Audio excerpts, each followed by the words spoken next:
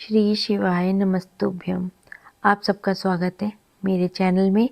आज हम फागुन अमावस्या के बारे में बात कर रहे हैं और इस दिन सूर्य ग्रहण पड़ रहा है। सूर्य ग्रहण अंगूठी जैसा दिखाई देगा, हालांकि नज़ारा क्षण भर के लिए ही दिखेगा और सूर्य ग्रहण का असर भारत में भी नहीं दिखाई देगा। फागुन अमावस्या के दिन हमें क्या क्या करना चाहिए और क्या नहीं करना चाहिए, ये भी बहुत ही महत्वपूर्ण जानकारी है जिसके बारे में मैं आपको बताऊंगी कि फागुन अमावस्या वाले दिन क्या करना है और क्या नहीं करना है और उसकी तिथि क्या है।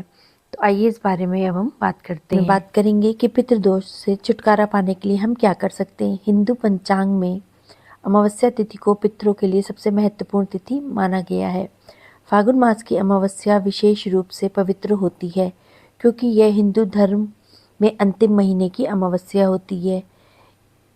इस दिन पितरों का तर्पण पिंडदान करने से पितृदोष दूर होता है और वंशजों को सुख और संपत्ति प्राप्त होती है। 2026 में फागुन अमावस्या 16 फरवरी की शाम को शुरू हो रही है 5:34 से और 17 फरवरी को समाप्त होगी। फागुन अमावस्या तिथि 16 फरवरी को शुरू होगी और 17 को शाम को 5:30 पर समाप्त हो जाएगी। इस दिन सूर्य ग्रहण भी पड़ रहा है, लेकिन यह भारत में नहीं दिखाई देगा। कोई अशुभ प्रभाव नहीं माना जाएगा। तिथि के अनुसार, पंचांग के अनुसार फागुन अमावस्या की जो तिथि है वो 16 फरवरी को 5:34 पे शुरू होगी और 17 फरवरी 2026 की शाम को 5:30 तक रहेगी। उदय तिथि के आधार पर फागुन अमावस्या का व्रत, स्नान दान और पितरों का तर्पण 17 फरवरी को किया जाएगा। इस दिन सूर्य ग्रहण भी पड़ रहा है।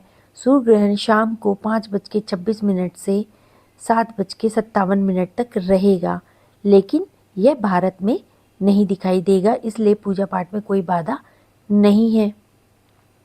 फागुन अमावस्या का धार्मिक महत्व बहुत ही महत्वपूर्ण है।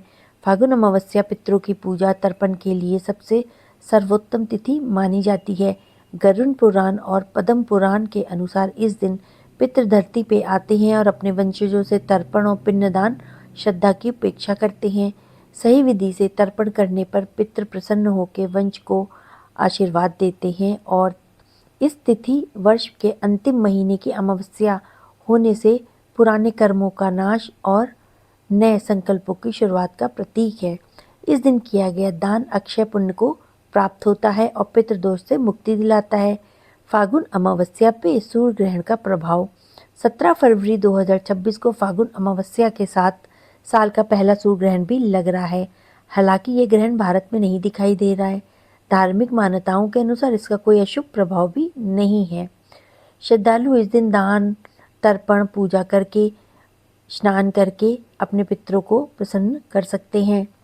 ग्रहण अदृश्य होने के कारण पूजा पाठ में कोई भी रुकावट नहीं है। फागुन अमावस्या पे पूजा और तर्पण की विधि क्या है। सुबह जल्दी उठ के आपको पवित्र नदी या गंगा जल से स्नान करना है। इसके बाद सूर्य देवता को आपको अर्घ्य देना है और घर में गणेश जी की पूजा करनी है या फिर मंदिर जाना है। जल में काले तिल, कुश और चावल डाल के पितरों के लिए तर्पण करना है। तर्पण के मंत्र बोलने हैं। पीपल के पेड़ के नीचे जल अर्पित करना है, दीपक जलाना है, तुलसी माता और शालिग्राम की पूजा करनी है। ब्राह्मणों और जरूरतमंदों को अन्न, वस्त्र, तिल, गुड़ का दान देना है। अमावस्या के दिन आपको ये काम जरूर करने चाहिए। विशेष उपाय इस प्रकार से हैं। पीपल की जड़ में जल चढ़ाएं, 7 परिक्रमा करें, गोमूत्र का छिड़काव पूरे घर में करें, ना हो पाए तो गंगा जल से पूरे घर में छिड़काव करें। तुलसी माता को पीले फूल, शालिग्राम को चने की दाल चढ़ाएं। सूर्यास्त के बाद सरसों के तेल का दीपक जलाएं। गरीबों को काले तिल और उड़द की दाल दान में दें। ये उपाय पितृदोष निवारण और धन प्राप्ति के हैं और पारिवारिक सुख के लिए अत्यंत प्रभावशाली हैं। फागुन अमावस्या पे क्या नहीं करें। तामसिक भोजन नहीं करें, जैसे कि मांस, मदिरा, प्याज, लहसुन आदि का सेवन ना करें। क्रोध, झगड़ा, नकारात्मक सोच से बचें। घर में गंदगी और अव्यवस्था ना रहने दें और साथ ही साथ इस दिन कोई भी नया निवेश या खरीदारी ना करें।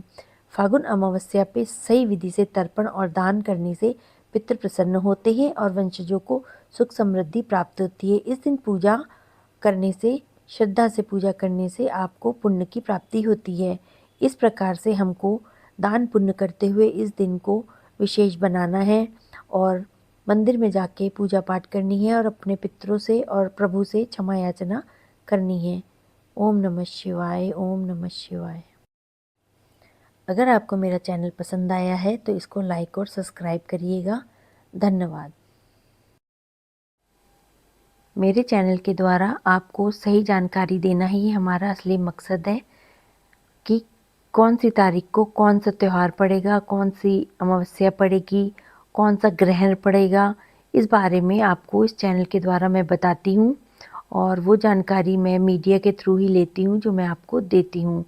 और किसका क्या परिणाम है, किसका क्या फल है और किस व्रत में हमें क्या करना चाहिए, क्या नहीं करना चाहिए, व्रत कथा, आरती, इन सब बारे में मैं आपको जानकारी देती हूँ। शुभ मुहूर्त क्या है, पूजा विधि क्या है, सही तारीख क्या है और किस मुहूर्त में हमें पारण करना चाहिए, कौन सी कथा सुननी चाहिए और कौन सी आरती करनी चाहिए, इस बारे में हम बात करते हैं इस चैनल के द्वारा। और आपको मेरा चैनल अगर पसंद आ रहा हो तो इसको लाइक, शेयर और सब्सक्राइब करिएगा। धन्यवाद।